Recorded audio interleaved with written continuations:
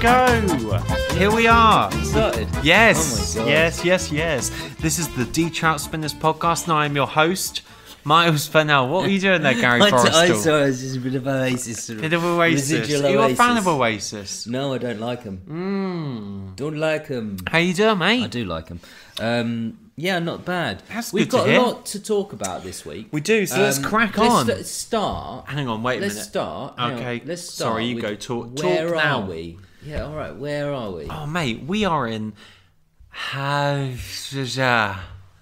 are we? Sorry. I was trying to name where we are. We're in a Tilney spa. Hall. Yeah, It's a spa in Hampshire. Hampshire. Now, I would just want to point out, Preface it. Mars and I have never been to a spa. This is not the sort of place we go to. So we're not like... But this is a one-off. And the reason is because Miles is 30 tomorrow. Let's not go on about that. Let's not go on about that.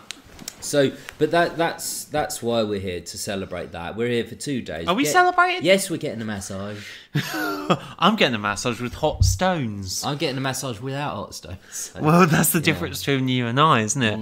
I prefer hot stones and you don't. Yeah, absolutely. So that's where we are. Now, What's the podcast about? the podcast is about the Ricky Gervais shows. These aired from 2002 to 2005 on XFM, a self-styled alternative indie radio. Yeah. And what number is it? Because you like to say the date and the time. So the episode we are referring to today, we're talking about September the 28th of 2002. In this episode, Karl was absent as Suzanne, his girlfriend, had taken him to the Canary Islands for his birthday. And in this episode, Claire Sturgess stands in for him as the producer. Do you know the thing I like? And we're doing it. Obviously, we started to do. We've loved these shows for years. Yeah. But just by complete coincidence, the exact week that Karl is taken away for his 30th birthday, I'm taking Mars away for his 30th birthday. So and it wasn't planned. And also, or anything, she was his long-term girlfriend. so. Yeah, well, I'm your long-term suffering partner. My long-term suffering partner of the female persuasion is left at home in London. I feel really bad about it now, and I didn't really think about it before. But now, I think it's actually quite a weird thing to go away with your best mates to a luxurious spa weird. retreat. It's weird that you didn't think about it before, especially as I told you every single time that we discuss this. Well, trip. don't say that, because it How's makes you seem Kalina? bad now. What about Kalina? Let's not mention her name. Well, you mentioned her. So. It doesn't matter. Don't worry about her name. It They're doesn't matter. It's friends. irrelevant. So Can I just lavish. describe my surroundings? Because I actually booked in under Gary's name, of which I can call the Penthouse Suite. The Penthouse Suite? No, it's the luxurious... I've got a massive bed with lots of cushions and pillows. 2 sinks. Don't know what I'm going to do with that. Don't need them. Didn't want them. Next. Waste of a sink, I think. Can I describe to you how I arrived here this morning? Because you weren't there. We were arriving both to Hook separately, where we would then later... Because I come from Brighton, Mars comes from London. So Yeah, there's that's just far one of the many less differences that journey makes to us take. like great friends. And Google Maps had told me it was a 30-minute walk, and eager to save a few pennies, MP, the old Embizzle, the old MP. You're shaking your head. Yeah, Don't like it. go on. I walked through bramble and the mud and the dirt to get here with a suitcase and a bag, a Tempe bag, because I'm a fan of the environment, and that was full of apple cider. I couldn't actually get here because it was really, really difficult. So I had to traverse swampland and marshland, and really have to try and avoid puddles, and because I had crisp white trainers on as well, which I've now had to wipe down in the bath, the luxury bath that I paid Mars had a bath £344 with his quid. jeans and his trainers. But it is in the middle of nowhere. So what I did is what a normal person would do. I got a cab. You got a cab, yeah. Yeah. That's a very sensible option. Gary, I want to talk to you. You are talking to me. Yeah. Carry on. Ricky Gervais recently performed at the Golden Globes. Yes, so we wanted and- to talk about this. Yeah, and Yeah. this is 2020 if you listen to this in It the was future. his sixth time, I believe, Yeah. or fifth or sixth time filming at the Golden yeah. Globes. And the first time was in actually 2002. No, wasn't I in think 2002. 2012. Yeah, maybe, yeah. 10, sorry. 2010 was the first time that he We're performed. terrible with days. God, We I said can't about remember. 7 I forgot all the different days between now. us. But yeah. No, the first time was in 2010. And did you watch the Golden Globes? This is a podcast about Ricky Gervais, Steve Merchant, and Karl Pilkington. So it seems fair to like look ahead, look behind of what they've already been doing. I watched, Ricky's one. And what did you make of it? What I thought about it was that it's nuanced. Like, so what he said about the thing that he said about, look, if you're a celebrity, you win an award, come up here, thank whoever, thank you God, and fuck off. Right. So I am generally quite sympathetic to that particular point of view. I think I kind of watch award shows and think, yeah, that's fair enough. I'm with him there. I'm with him. He said, don't talk about politics, don't talk about culture. Thank you friends, thank you God, and fuck off. What my problem is that Ricky Gervais, Ricky doesn't talk about politics. He does not talk about politics. But there is no bigger commenter on culture than Ricky. Now, Ricky comments on culture. Now, what qualification does Ricky have other than being a celebrity? He doesn't have any. So it's very hypocritical in that sense. I thought some of the jokes didn't really land. I thought it wasn't... They were quite pedestrian jokes as well. Yeah, the James Corden. But it wasn't bad. It wasn't... I didn't listen to it and think that's the lead. It probably, out of all the... if I sat and watched all the Golden Globes monologues, which I won't, but if I did... Can you? No. But if I did, it'll probably be amongst the funniest, because he's generally funnier than most people who present the Golden Globes. However, I thought it's incredibly hypocritical to sort of say... Don't comment on politics, don't comment on culture. Now, I agree with that point of view, but Ricky comments on culture, not politics, but culture more than anyone. Culture and religion and aesthetics sort of in life. So that I disagreed with. Yeah, I think it's really hypocritical too. Obviously, everyone admits that, awards are a total, lump of shit. Sham. Like they're a sham.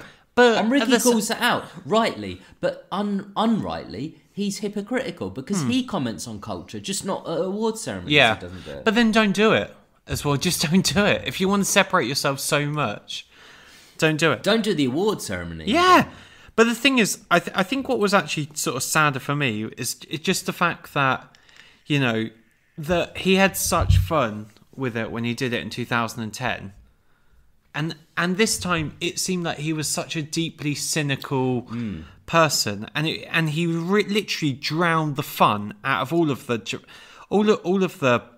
ceremony of it. And I just thought, like, you don't want to be here. And I just thought, like, what? Why are you there? He does then? want to be. He loves it, but I just think that, I agree with you. He kind of dragged the fun out of it, and I agree. Award ceremonies shouldn't just be this flowery thing of fun. That is what they are, really, and he wants to disrupt that, and I agree with him wanting to disrupt it. It's just that sometimes he's not as funny as he was, and that's the thing about Ricky. He's kind of...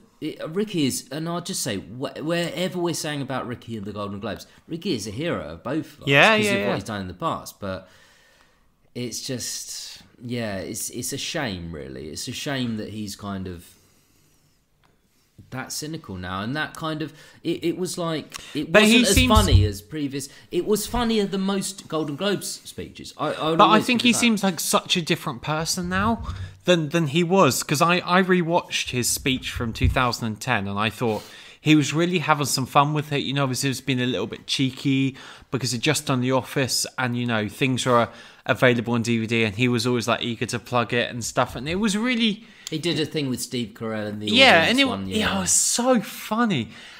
But now it was just like, here's a guy, and he's like 56, 50, however old he is now, and it was just like, I just felt it was like I actually felt it was just darker and actually pretty depressing. It's quite dark. And to emphasize this point, like I found this like Ricky Gervais I identify as a Golden Globes bingo card online. And it was this little cool little meme that someone had put together, and I'll just read out a few of them and see what you say, Gary. Priest abuse joke about the two popes. We would have liked to have seen this, even if it's bad. Insults NBC because he's very rebellious. Points out that he insulted someone previously before introducing them or insulting them again. Reminds everyone that he has the Golden Globe. You all work for Netflix joke. I wish Charles Manson was here joke. Singles out Eddie Murphy because better comedian with better career joke. The Irishman is long joke. Implies actor with foreign sounding name might be deported joke. The no tie and unbuttoned collared for fat neck if entirely black suit take any another space free joke. Explains joke after telling it. He does that a lot, actually. A lot of the whole explaining a joke once he's told it. He didn't really do it earlier in his career. No, but he did do it this time. Yeah, I agree. And and there's another one here. Warns audience that he is offensive. Yeah, that's a pretty standard sort of bingo card or drinking game. Someone might say drinking game, where have a shot every time he says this. But blocks someone on Twitter whilst he's hosting, or at least says social media is for losers. He's the bit again. That's the thing, because he uses Twitter for his own ends, and then also for a lot off. For his stand-up. And slags it off. Yeah, so much of his stand-up is based around like Twitter, and I've listened to his stand-up now, and I just cannot get on board with it because I just don't. I do think he's like running on empty now. I do feel like he's like sort of not in the peak of his career as he once was pre-extras. No, but I think it's a reflection of the fact of what's the series he did. We're two Ricky fans here. But it's a reflection of that because he wants to be seen as more serious. Now, he doesn't want to be seen... Like, that show was supposed to be a comedy that loosely that was a real emotional roller coaster. Like, so he wants to be seen as something else. And that Golden Globes performance was a reflection of his show that he's just done, Afterlife. And so that was I feel what it was reflecting. And he plugged that like whilst doing it, but then it cuts to those little bits where he plugs it. I don't mind that. I see that as like old Ricky, old Ricky, being mischievous. But you can't do that if you're going to do the whole serious route and slag off, Apple and sweatshops. No, of course you should dig at Apple for having sweatshops. It's and quite shit. tired to dig at Apple having sweatshops. It's great. I agree. I agree. I agree but with it too. It's a bit tired in comedy-wise. It's a bit I don't know. I felt actually quite depressed after watching the whole thing, and I actually felt like, because I do think celebrities have like the outreach and to comment on social issues and stuff, and you should use that to your advantage because. What bigger platform are you going to get than the Golden Globes to comment on these issues? And it's not saying, oh, these are the only people that are doing something, or that you should be seen to be doing something. But it's the fact that, these people, they're just actors. They're doing their job, and they win an award, but it doesn't matter. It doesn't matter because at the end of the day, they're looking at environmental reasons. They're looking at social issues, wider inequality issues. And these people are people that people listen to, regardless of whether you like it or not. Obviously, politicians, people should.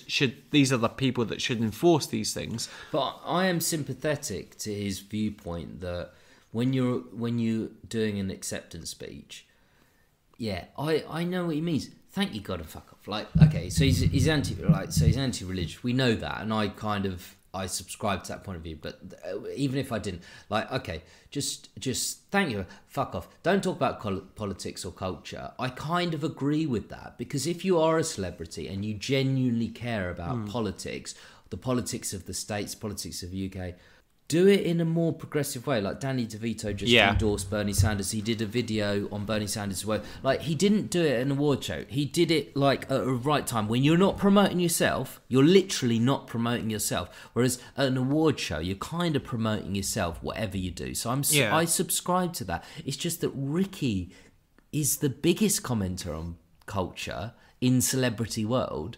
That there is, so that's a bit disappointing. I just found it depressing because he really was so alert and funny and cheeky and the original time when he does it, and this time it just didn't feel like that, especially when it cut away to the audience and they just looked like, there's a shot of Tom Hanks looking a bit shocked. They were kind of all laughing, but they're laughing out of but it didn't feel cheeky. It felt like just it wasn't cheeky. It just felt like an attack, and to me that just took all of the fun out of it, and I just couldn't get on board with it at all, and it just really, I don't know, it pissed me off, to be honest. But I think it's reflective of Afterlife, as the way he wants to be now is like a much more serious person. But, be that serious person, but don't criticise other people for having political or cultural opinions. Yeah. When you have very, very, very strong cultural opinions. That's my point. But from the Golden Globes to a time when Ricky Gervais was... when we loved him. When we did still love him. Back in the XFM days. And today we are discussing 28th of September 2002.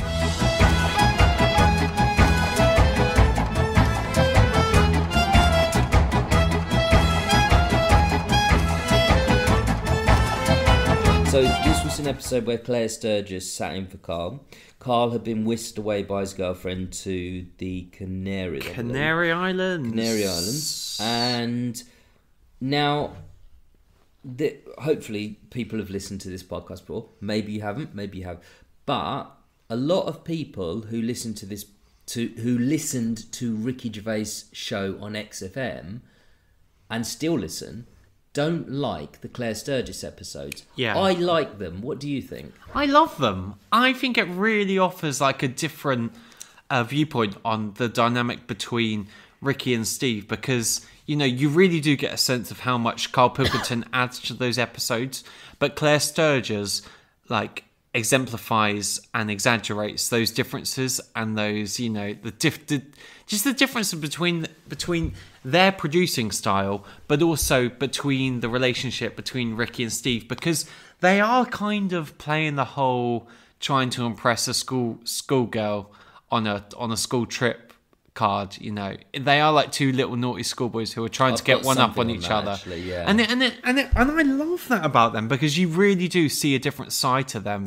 Well, I think, it's not so much that they're not radically different at all, but one thing is that we get a glimpse of what the show would have been like under any normal circumstances, because Claire's great, but you can substitute Claire for any producer that works in the industry. 99 out of 100 producers you could, but it's just with Karl that it's so radically different in a great way, and I love the Karl episodes. But you see what their show would have been if Karl had never come along. Even if Claire hadn't come along. Claire is like a lot of producers. She has normal reactions to them, which is she doesn't say that much. She laughs at what they say, which is normal. Karl never laughs. And it's a totally different dynamic. And I really like it. What I would say, though, is if every episode was with Claire, and it's nothing against Claire, but if every episode was with Claire, probably it wouldn't have become the hit. I probably wouldn't listen all day to 70 episodes in a row, which I've got in my iPod. I wouldn't listen. But however, having about 3 or 4 Claire episodes spread out amongst the series actually is really good, because you get to see them differently. And one of the things I thought when I was listening back to this is like, particularly Steve, if you notice, he's different. He talks a lot faster. He's a lot more confident in this episode. He's not. I wouldn't say he's confident. He's kind of got that that kind of scope where he's, where like everything you say, like the end of your sentence is like a punchline. Like, so you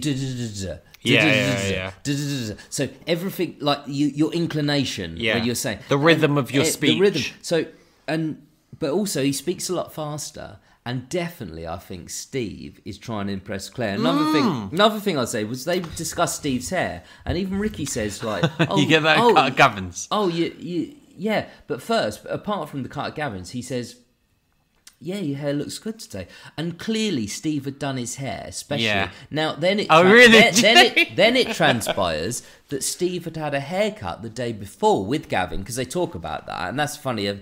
But Steve had not only done his hair, he'd had a haircut the day before. He's far more exuberant. He's far more faster in his speech. Do you think he's playing up to... He's absolutely trying to impress Claire, the way you would at school. And your analogy at the beginning was good, because I was thinking of that. You know where you kind of hang out with the lads at school when you're 13.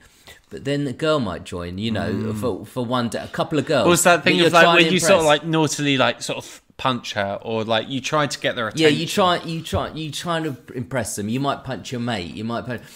That's kind of how I see Steve in this episode. Ricky, I love that, though. Ricky isn't so different. No, Ricky doesn't change. But I love that episode. I do particularly enjoy it when they're rimming Steve on his haircut, because he goes, he was saying, now tell me how much it costs. I know you wouldn't, because I know that you would never pay that.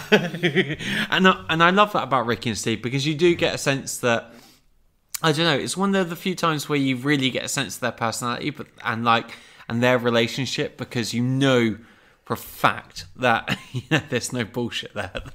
No, they have a very good relationship, and actually it probably comes across a bit more clearly in the Claire episodes than it does in the Karl episodes. But having said that, it's not like, I would say this, the differences we're pointing out, they're not radical.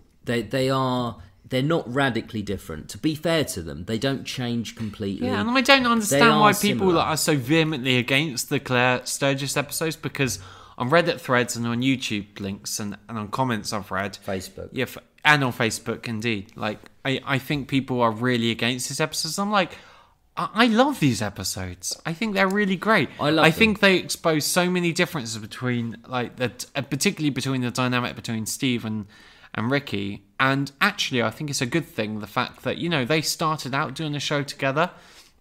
So it's good to see how they react when, Karl isn't there. Because, and at that same time, you realise how much Karl owned these shows.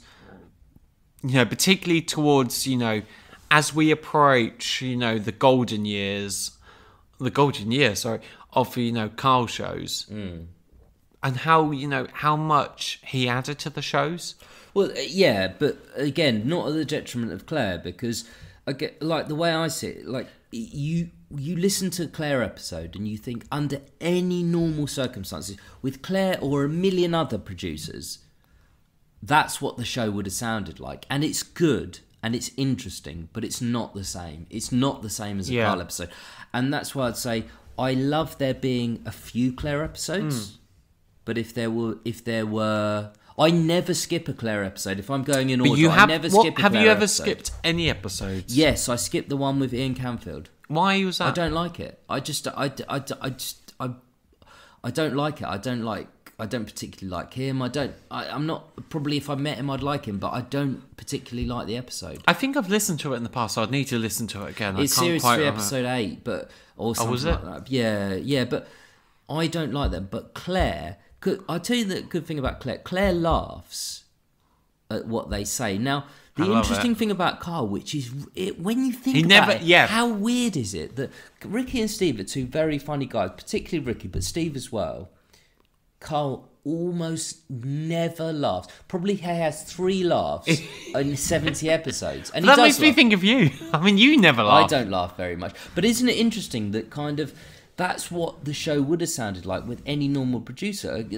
Claire laughs, they say they're talking and Claire laughs, and I really like that as a little. It's like when you have a big meal and then you get if you go to a posh restaurant, which I don't, I never do, but I have probably once or twice in my life, and they give you a little palate cleanser. It's just a bit of water. That's what a Claire episode is like. It just cleanses your palate. It's like, that's normal. I agree. That's normal, functioning. I like it because also when Ricky and Steve started, obviously there was no Karl, or he may have been in the background, but I know that they had a relationship prior to this. Oh well. So it's really interesting to think what Ricky would have been like to just hang out with Claire. I just would love to have seen that behind closed doors. But actually, Ricky is quite a hard person to work with. I imagine, because obviously I've never worked with him, but he's a bit harsh to Claire. I think it might be the next one, so we'll talk about the next one, but because there's 2 Claire episodes in a row that we're going to discuss. Yeah, I know, but he's kind of it is in the next one, so I won't tell it all, but he's a bit harsh to her. He kind of cuts her down a bit about how she didn't quite tell a story that they were going to talk about. Now, we won't talk about it on this show, but tune in next week. Tune in next week. Can I give you a bit of trivia on this episode, Gary? Yeah. Ricky and Steve would make jokey references to Claire's smack addiction and subsequent thieving habit. This is due to the fact that in 1991, when she was 16, her picture was printed in an article in the Daily Telegraph about teenage smack fiends. Is that true? Yeah, apparently so. Where Apparently did you it was find a this? mistake, and it was a picture from a dancing competition that she'd won. I've done my research. Why wouldn't they mention that? They are the exact. Yeah, but they do it all the presenters. time, don't they? When they No, comment on they her do smack that, but they addiction. don't. Ricky would say, "Oh yeah, like your wrong picture. Oh yeah, right. I'm sure it's the wrong picture of your dancing." They do it so competition." many times. No, though, but they they don't say that particularly. No. I'm surprised. Where did you find that out? That was just research. This is prep. That's Mars's prep there. I'm also going to attach a clip alongside a link to this show that we're talking about, which you should 100% listen to because it's great, but also a clip of Claire Sturgess' drug habits compilation. Yeah, that is brilliant. Like a bit of coked up. I think we're coked going to up. call the episode that. But it's an interesting episode. Other than that, there's some good quotes in there as well. Gary, can Do I you have ask any you? favourite quotes? I do, actually. What are your favourite quotes, Mars? Let's do that now, shall we? So at number 5, it's Merchant. Merchant. Who are you, cool sad? I love that because it's just like Steve. I like the fact that Ricky like prefaces it by saying Steve hates people being mean. Yeah, he hates people being, and the fact that they didn't even get his name right, like they didn't in that article. Oh yeah, that's my favourite. The article in series 1. The fact that Steve was like such an unknown figure, and it was made even worse by the fact they've probably got some Japanese caller calling the collar.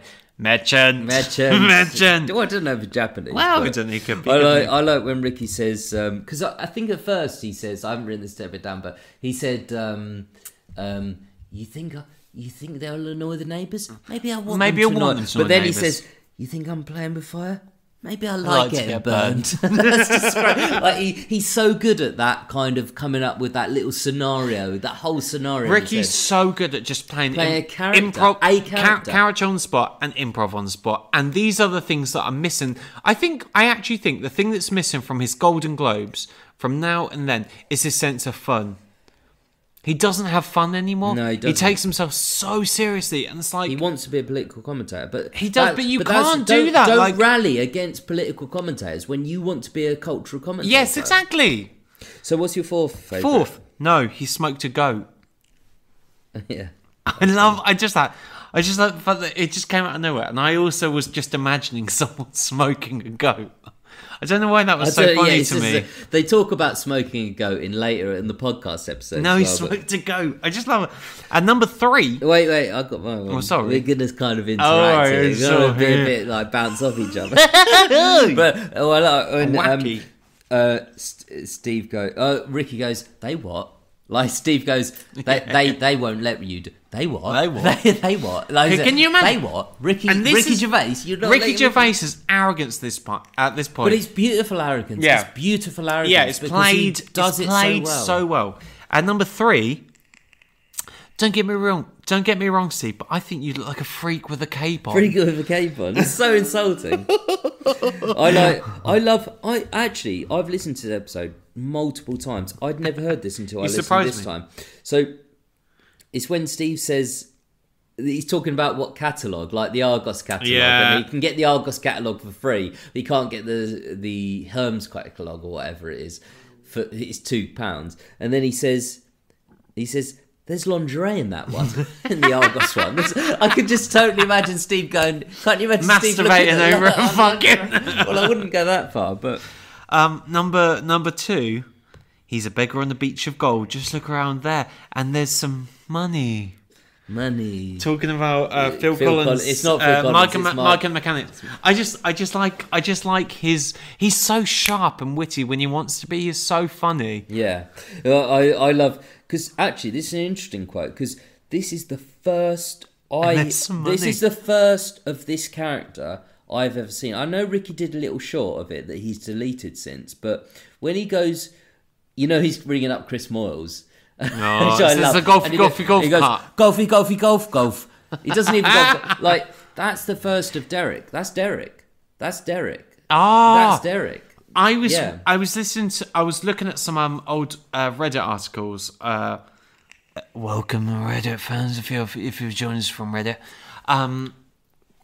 Yeah, and a lot of people apparently Ricky Gervais has deleted the Derek promo. Oh, he's deleted it. That's been years. Yeah. We've known that for years. I didn't know that. Yeah, he I deleted didn't know that for ages, and it's funny because that shows how protective he is of that character, and it clearly wasn't a sincere representation of the whole. It's about simple people who are It shows just how malicious. It's because that Derek could always be considered as sweet or malicious. Now his first outings of Derek are more. They could be considered malicious. I'm not saying you're right. He's protective. He's not protective of Derek. He's protective of himself. Yes, that's exactly. what he is. But yeah, so that's another. Just one more I like, which is Take your where time, is it? mate. Oh yeah, where they're talking. It gets a bit boring actually. They're talking about Flegel and Snork, and it gets a bit like Yeah, I don't I even get know who bored they about are. that, But then later, Ricky goes. They're talking about Wacky Races or something. He goes, imagine if that guy from Wacky Races married Flegel. And Steve goes, are you thinking of weird stuff again? Yeah. Are you thinking of weird stuff again? And Ricky, because Steve knows what makes Ricky laugh. And that's again another thing about the relationship. Steve knows that line will make Ricky burst out with laughter. That's great. And number one, my top quote of the episode in question is, I don't think Steve would be aware of the sort of money that I would. Oh yeah, It's just the we fact carved it up early on. we carved it up, Steve but it's the fact that he does that standard Ricky thing is where he does that sort of slur towards the end of a sentence, was the sort of money that I would. Yeah, it does. Yeah, Because yeah. I just the slur in Ricky's voice is the thing that makes me love him all the time. Like I know exactly what he's thinking. I think it's bloody hilarious. Maybe I like getting burned. That's a kind of a...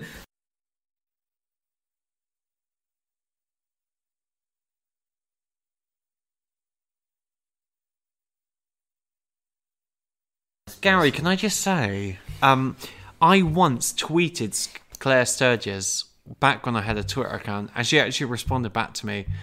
I responded. Yeah, you said. I asked her once about the nudist story that we'll be discussing next week's episode. And she got back to me, and she said that she remembered that story, and it still made her cringe. Yeah, and then like a little production meeting on air. But Yes, with production Mars and meeting on air. O'clock. Mars and I have talked a lot about, because since we started this podcast, obviously we'd like Ricky, obviously we'd like Stephen, obviously we'd like Karl. But who else might we be able to get, because those three are probably quite unavailable? Karl, I think, would do it. Steve, I think, would do it. But I think Claire would hopefully do this show. And if you're listening, Claire, before we've asked you, please do it. Please. But I think, no, seriously, Claire, and a sort of a thing as we're wrapping up this Claire episode, Claire is a really good... Claire sounds like a really good producer, a really good kind of... She's a good laugh. And she's good with Ricky and Steve because she laughs at what they say. Now, Imagine doing radio in the 90s as well, when this was like an ex-pirate radio station. Later, an alternatively styled sort of a station where, it was a little bit naughty, a little bit, not avant-garde, but kind of a little bit, avant-garde. But as naughty as the station was, and I love Ricky for this, he was naughtier. He was naughtier than any naughty radio station could ever be. And Ricky pushed the boundaries more than any presenter has pushed the boundaries of any show I've ever known. Now, Karl, when he's doing that, I absolutely love Karl. I'm addicted to the Karl episodes. Phenomenon. The Karl phenomenon. But But Claire has a normal reaction to that, which is laughing. And which is I actually really in like line that. with the audience reaction as well. And it's very endearing. I really like the Claire episode. However, I would say, and I'm going to be honest, I'm not going to blow smoke up Claire's arse. She wouldn't want love you to. that, but I would. But I really like the Claire episodes. But if there were 50 of them in a row, yeah, I probably wouldn't be as addicted to shows. No. So she would be the first to admit that. It's a Karl. She says on the second one, I know I'm not going to mention that, but she says on the second one, like, oh, you know, she reads an email like she says, oh, you know, you're funny. You're not very funny. You're good, but you're not very funny. When's Karl coming back? And that's what we all think. But having said that, there's a lot of value to the Claire episodes, whereas there isn't to the Ian Campbell episode. That's my thoughts. Gary, I want to talk to you about. Have you watched Sick of It? I've watched some of Sick of It, yeah, but what has your opinion been of it? Of the episodes that you've seen? Good. I think one of the things, it's more the interviews that I've seen Karl give of it, where he is so clear to say this is not a normal comedy. Yeah. Are valid. I think it's an interesting take. I think having the voice of your head. I think put it this way, I think the whole concept of Sick of It, Karl Pilkington could do it better justice than any other human being alive. It's just not necessarily something I'd sit down and watch 6 episodes of. But you think, like, why hasn't someone done that before? Like a comedy where you hear the inner thoughts or the inner monologue I think there have been, but I don't. But not done in this way. No. And not also done not with it's the same person. Yeah, Usually and not done it with. monologue is And you think someone of else. Karl Pilkington as well. He's the most truthful, like, honest version of himself, and I totally it's a legit like view of your ego or your id or whatever it is that he's portraying. Yeah, absolutely. And that's the thing about Karl, and there was an interview you sent me of Karl, and, you know, the guy said, the thing about you, Karl, is, and it's so true, is we know what you think. Mate, we know what you think about everything because you're just honest. And that's the thing about Karl. He is really, really... Well, that's what came from, like... childlike, honest. But that's what like, Ricky sort of honed in on when they did the whole Idiot Abroad thing and, you know, honed in on his inside self because he was just reacting to the situation that he was put in.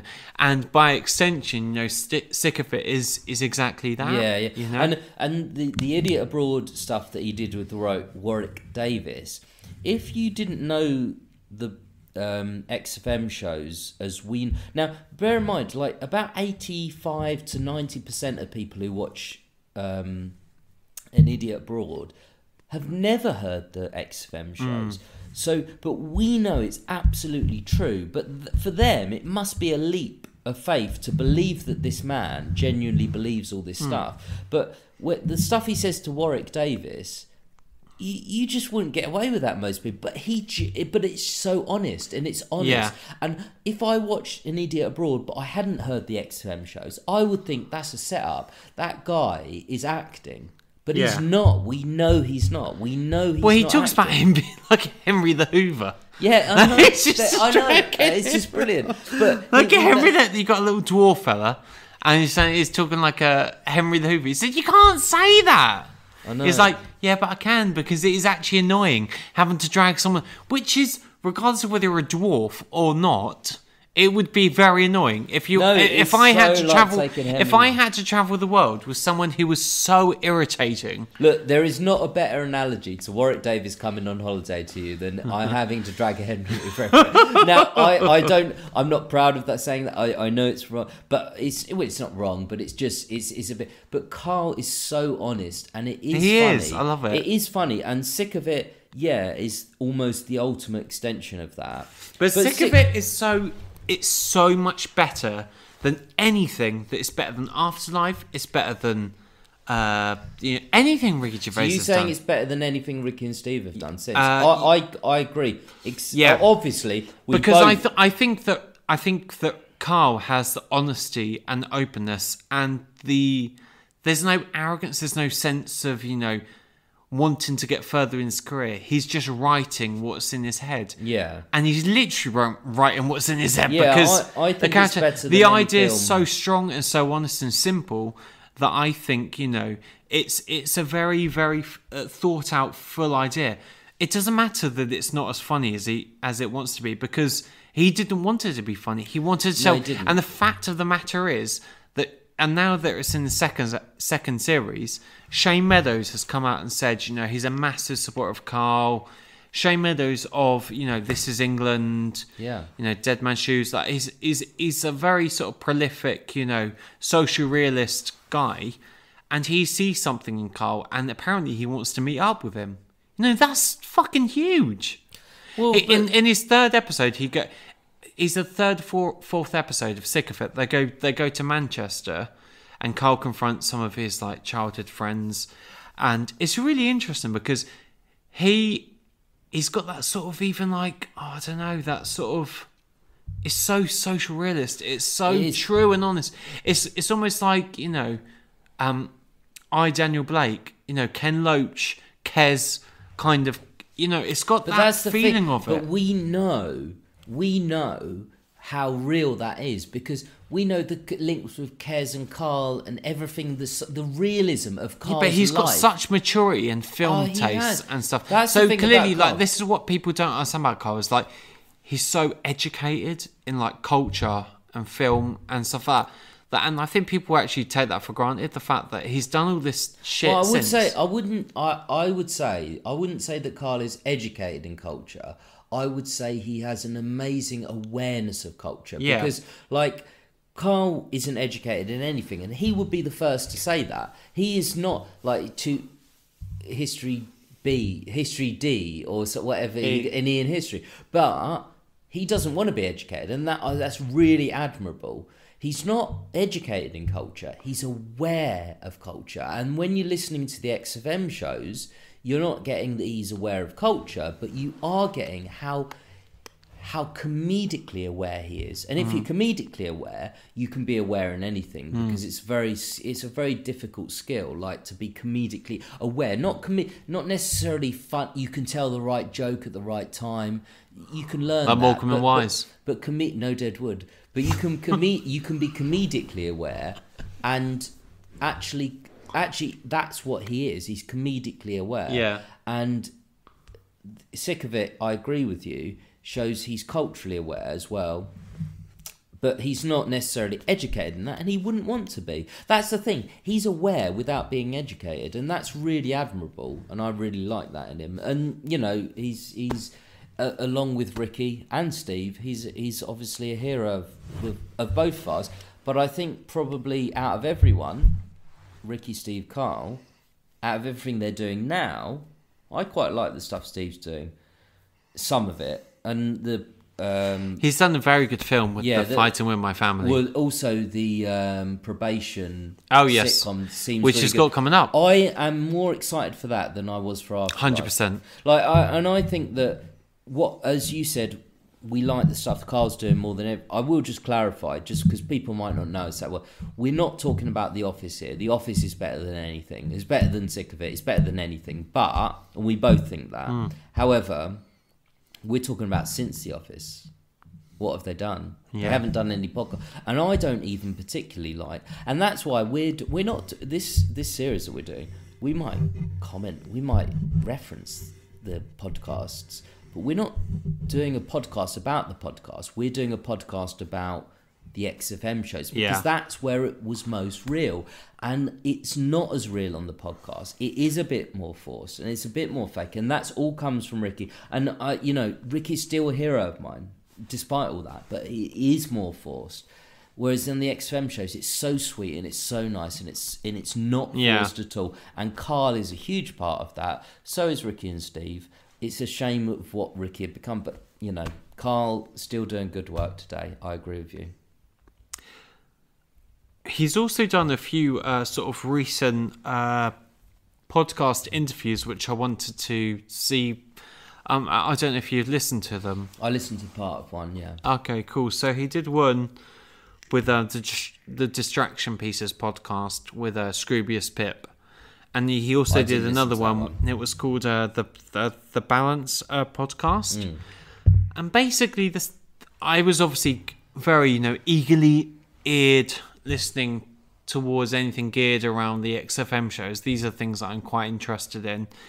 And it seems like, they obviously mentioned the time when Ricky was so pissed off with, where Karl was so pissed off with Ricky that they left to go to, Hastings. Well, they were going to Hastings anyway, but at that show, Ricky happened to be an absolute wanker. Like, he really was. What does he say about that? He didn't say anything about that, but he was talking about times where he was really, really pissed off with the show. But more interestingly than that, he came up with the fact that he said he got annoyed with Ricky when he commented and criticised on his role as a producer. Apparently, he really touched nerve by sort of saying, should you really be doing that? You're a producer. He was really going in for him as a producer. Well, the thing Ricky the sort of things Ricky would say is, you're not a producer. Especially, in fact, Steve was more of this, like, but he's not a producer. Like, the producer. But this is what Karl. Karl didn't like that. Yeah, and so, but I don't have it to hand, the quote that I have from Karl. But it sounded like, that was pretty hard hitting, for Karl. He said, you can criticise me on whatever you want, but do not criticise me on my role as a producer, because this is what I do. And actually, because can you imagine how frustrating it would be, if you're like, I don't know, a chef or whatever, and you're telling someone, I don't know, how to flip a steak or whatever, it doesn't matter. Yeah, but conversely, I would say that actually, that's one of the reasons I love the XFM shows, because Ricky and Steve and Karl, they crossed those lines and they made genuine criticisms. And now you can look back on that and say that's bad of them, but actually that's one of the reasons the shows are so great, because it is very real. They genuinely criticise him as a producer, and the fact that he genuinely doesn't like that is not hidden in the shows. Like, you wouldn't, I don't hear that and think, God, I'm surprised Karl was... Because that's the thing the guy said on the Balance podcast. He said, well, we'd never think, God, I'm surprised Karl thinks that. God, Karl, when they criticise him as a producer, he's pissed off and he pushes back. And I love that in the shows. Actually, it's a real sweet moment of the shows that they don't hold back on that. It is genuine criticism, and they're genuinely being real with each other. The fact that he's very angered by that, I would be too. Because one of the things about the XFM shows is that Karl is a really good producer. We've often said this between each other when we've just been talking over the phone or whatever. We said, like, the way Karl puts a record on just at the right moment. Yeah. It's not a punchline, so it's not as obvious as, like, a Les Dawson punchline that you just, you put the record on then. He picks the right... Ricky just says something, or Steve says something, and Karl puts the record on. No, they don't plan it. They're not planning. Karl is really good at that. Steve and Ricky aren't as good at that, but Karl is really good at that, and he's fantastic as a producer. Now, he does have his flaws as a producer, of course. Like, he has his flaws, as everyone has flaws, but the games he came up with are actually... As bad as we might sort of joke that they are, they're legendary. Rockbusters is legendary. Karl in a film. The Karl in a film, the Kes, in many ways, that's a precursor legendary. to, Sick of It. Yeah, absolutely. No, I agree. No, I just do imagine him, because I do feel for him, because imagine someone...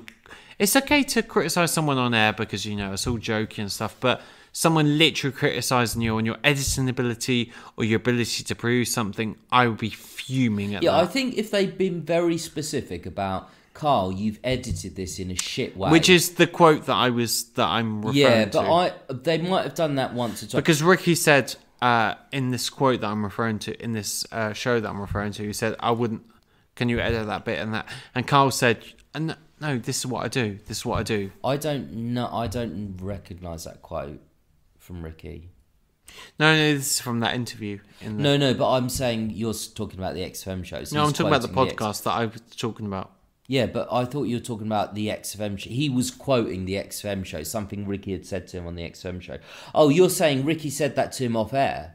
Yeah, absolutely. Yeah. That I wouldn't like, because everything you say on air, you almost get a pass because it's part of the show. If Ricky had criticised him like that off air, I absolutely agree that Karl is within his rights to say, who the fuck are you? Because you can't produce, you can write. And you're a good comedian, but you can't produce. I can produce, so I agree with that. Yeah. Gary, before we wrap up... Can we wrap up now, please? Yeah, guys? we can. I'm going to wrap it up like the Christmas... my birthday present that you haven't given me yet. I haven't wrapped it up, but I've got Doesn't matter, mate! I've got a £3 bag, a gift bag. Did you really? Yeah, I did. Is the bag more expensive than the gift? No, but it's close. Not bothered, baby. Okay, here we go.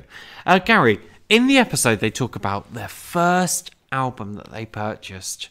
What was your first album that you purchased? Back in the 90s, the mid-90s when it was... It was Michael Jackson. Was it really? Yeah. Bad? No. It wasn't Thriller. an album. It was... Best of. 90s best of, baby. No, it's not I Believe I Can Baby. Fly. It was a ballad by Michael Jackson. What? Can you think of what it was? Because you didn't do that many ballads. In my world, you know you did. No, it wasn't. It wasn't a kind of rocky ballad. It was. It can be. I can't remember, but it was Michael Jackson. Actually, another one. One of the first albums that I actually purchased with my own money was Elton John, "Candle in the Wind," Diana version. Was it really? I was. And it seems to me that you lived your life like a candle in the wind. We'll have to pay for that. Oh shit! We will. Yeah, I'll have to cut that out. "Candle in the Wind," Elton John. My first album was... That was a single. Sorry, that was. Yeah, it was single. My first album was The Best of Barry White. No one see, because I was quite a sentimental kind of guy, very into love songs, and no one to play them to. What was he called? The Big Black Walrus. The Big Walrus, I think. Oh, the Walrus of Love. The Walrus of Love. I don't think. Maybe cut that out. Are you thinking of your flatmate again? What was he called? The Walrus of Love. I love how you do that. Smooth, Mars. Smooth. Gary, we are nearing the end towards the D-Trout Spinners podcast. Got any final thoughts, Miles? It really wears me out when you do that, Gary. No, what have I done? As we like to end every episode, I like to add 2 tracks to the D-Trout Spinners playlist. Gary, this is a track that can be influenced by the shows, or it can be influenced by your own personal shows or personality. What are you thinking? I'm thinking I'm gonna This is something we'll be adding to Spotify, and you can subscribe now. Can you let me speak? Yeah. I'm thinking of an Oasis, but I want a nice Oasis B-side. Yeah. Rocking Chair by Oasis. What are your reasons for that?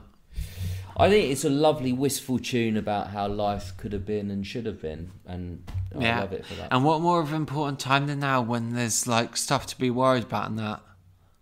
All right. Would you agree? Do you with want to that? hang on that? Sorry, do you want to hang on that?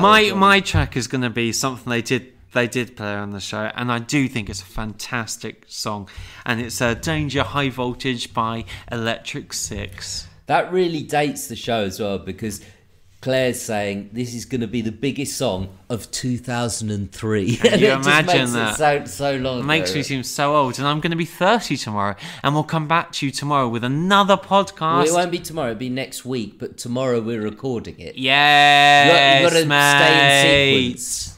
I have been Mars Pennell. You've been a bit punchy today. Like Do you think? Yeah, a bit. What do you Don't mean? cut this out. No, I'm not going to Do not cut punch this it bit out. out. Why do you think that? I think you've been a bit high on life. Why? I'm excited. I'm with you in the spa. Why? I don't know why. I just said. No, but I don't know why you've been like that. But I'm high on life because I'm excited. You're I'm in with spa. you You're in the spa. Yeah, it's great. I'm on high spirits. You want me to calm down? Never You want me to allowed. calm down? So Okay. we will turn. Yeah. But you've still been great. You sit, Mars, mate. You've been great. Cheers, mate. Appreciate it. How have I And been? you've been. You've been. All right. I actually think you've Fuck been. off. Let's slide down. Are a you bit. going to try and say something now because I've just said that? No, I feel a bit bad now. I feel a bit. I'm gonna. Should I've we go, done should we well. go and have a meal? No, you've done well. You've done Oh, well. cheers, man. Put your jeans on. Yeah. He's wearing shorts. I can almost see his bollocks. Fuck off! I know. Oh my God. I've been Miles Pennell, and this has been my friend Gary Forrester. We've been presenting the D Trout Spinners podcast. Please do like and subscribe to us on Apple Podcasts and on Spotify. And I'll see you next week. Gary, Oh, see you later. God, he hates us so much. Eh?